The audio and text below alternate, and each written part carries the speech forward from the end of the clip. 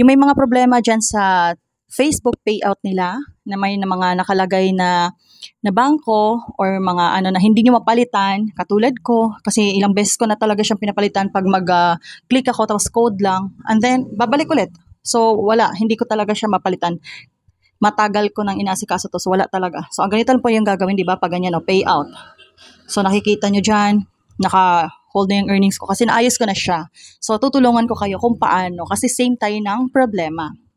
So ganyan ang gagawin nyo guys ha. Check nyo lang to. And then ayan, so punta kayo sa inyong Chrome, sa Google Chrome, www.facebook.com. Yan po, ilalagin nyo dyan. And then makikita nyo dyan, maglagin kayo ng account nyo. And then makikita nyo, ganyan po yung kanyang outcome. So nakikita nyo po dyan guys ha. Dyan lang po sa Chrome.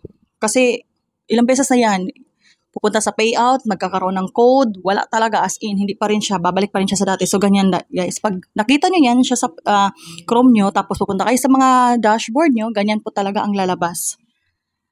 So, parang, tingnan nyo. So, page is not available. So, ganyan din po yung nangyari sa akin.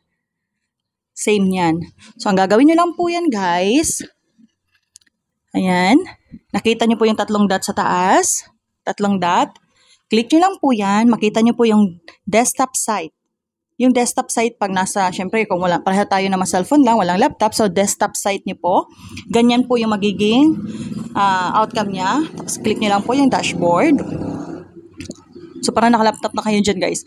Dashboard. Tapos, click nyo lang po yung all tools sa gilid. Sa inyong left side. May all tools dyan. I-click nyo po yan. Diba, mahina yung ating signal. Ayan, so makikita nyo po, naka-on hold. Tapos, payout method. Diyan po kayo mag-change. So, akin po kasi is na-change ko na ng PayPal.